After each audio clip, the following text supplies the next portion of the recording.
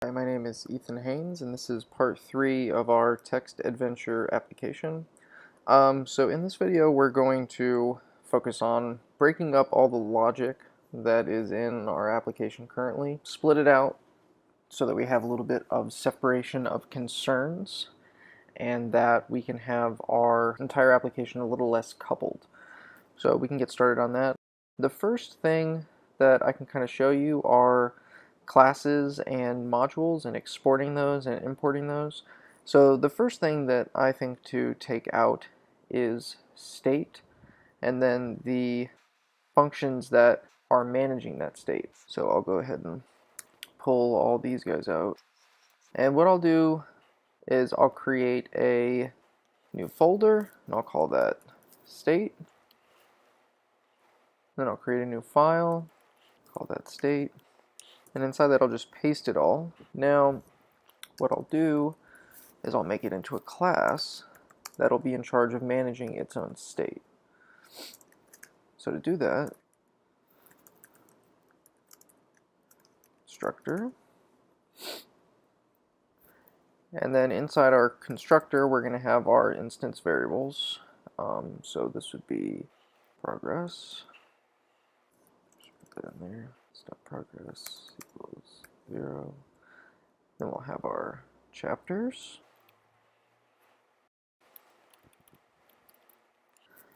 All these guys. And that's all inside the constructor.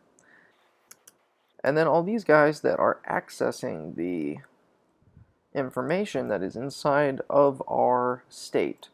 So we'll pull those in and we'll make those methods. So to do that, I do, if you're on a Mac using Atom, you can do Command D, select all these guys, we'll delete those, pull that back, delete those, pull that in, and I'll just get all these arrow functions out of the way, and now they are methods. And then one thing we can do too is, because state now refers to the entire object that we're sitting in, so what we can do is replace all instances of the word state with the keyword this. And also anything where we're referencing another method, we're also going to want to type this. So like on get answers, we're going to type this, and that's going to reference that answer. And we'll take that out.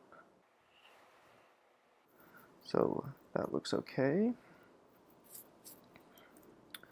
So we'll go ahead and save that. So what we'll have to do actually is we're going to have to export it. And here we will export our module, and we will name that state.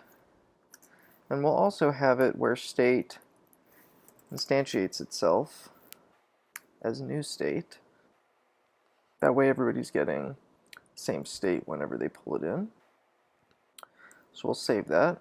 Now over here in app, we have to do const state equals require / state, because it's referencing a directory inside the same level as app, and then one down to get the actual JavaScript file.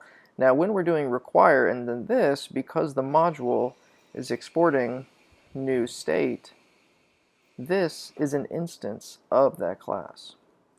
So what we can do now is all places where we are referencing one of those methods that we took out, we just need to do state.getQuestion, state.getAnswers, going to do state.getAnswers, state.getResponse, state.incrementProgress, state.getProgress, and then this one we'll have to create, because that doesn't exist right now.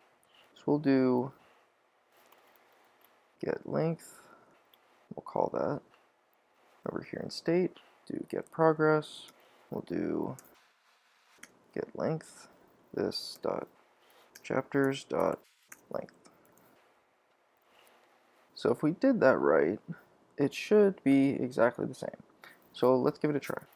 So we'll do node src app going on an adventure 2 2 2 2, and it's the same. cool. So we've removed state. Now, inside of state, though, this is kind of a little messy, right? So we're just bringing all this stuff in. It'd be nice if we could do something, you know, where we just pull chapters in and we just have it referenced, and then we can add or remove or manipulate those elsewhere. And we can do something like that. So we can go ahead and take that out, and we'll just go ahead and make a new file called chapters.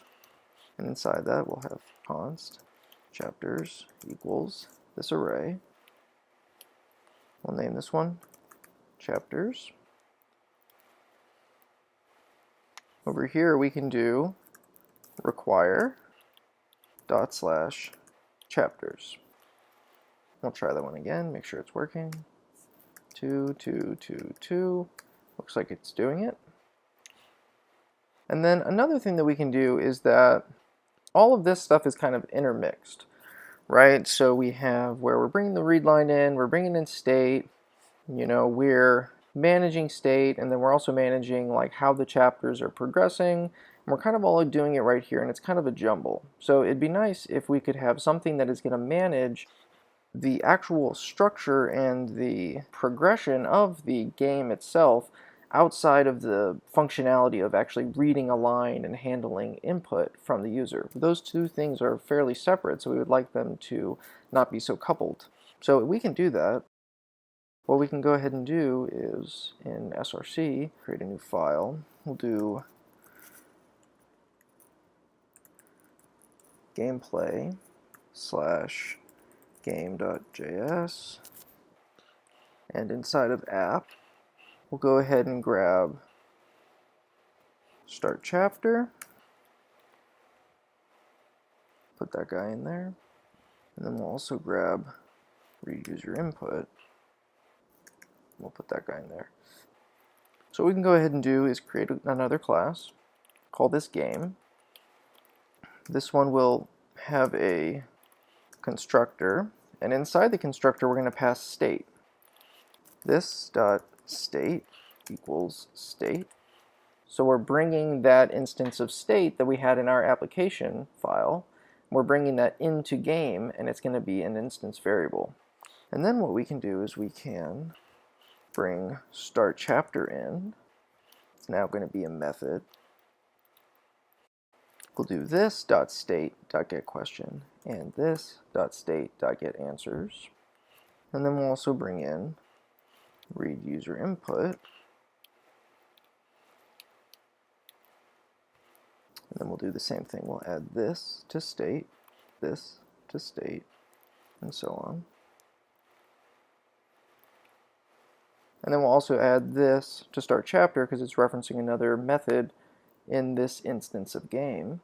And then, because we were calling it before readline, we can actually do that in the constructor so that it's calling its own method, this dot start chapter, when this entire class is instantiated. So now what we can do is do this, where we are exporting game. Now this is different than state, because game, we want it to be a new instance every time that it's brought in, so that you actually have to do the new operator. So we want that because if we say, for example, want to make a new game, you know, or new game plus or something, we can bring in the state of a separate file. Maybe we're reading from memory and we're reloading a game progress or something. So we'd like that one to be instantiated. So we can do that. So I'll show you a couple different ways to do that. So one way we can do it is game equals require dot slash gameplay slash game. That brings in the class, and then we can do const game equals new game, and then we can pass in state. And that's fine, we can do that, but I can show you another way to do it that's a little bit of a trick. So we can just do this right there, make that lowercase, and that guy right there. And then we can go ahead and add this guy here, And this is essentially the same thing as what I did before, because what I'm doing is I'm requiring this, which is evaluating to the game class, and then I'm using the new operator to create a new instance and passing in state. So let's see if that worked. And it looks like it did. There we go. So now we've decoupled our application quite a bit. We can independently manage how our game progresses based on reading in user input. Our application itself gets kicked off without our read line or any of those other utilities needing to know anything about our state and about our game. And as well, our state knows how to access chapters, but it doesn't necessarily define those chapters. We can define those elsewhere, and we can have other things maybe that create new chapters or start adding random events and things like that that we don't necessarily want to bog down in our state. So we've decoupled this quite a bit, and in the next video we'll start adding some other stuff to make it a little bit more dynamic, because right now it's very static. We're reading from a static object that has everything predefined, and what we'll start doing is we'll start adding in some random events. We'll start adding in choices that when the user makes them, we are holding those choices in state, and then possibly making other determinations based on what they've chosen, besides just giving back a hard-coded response.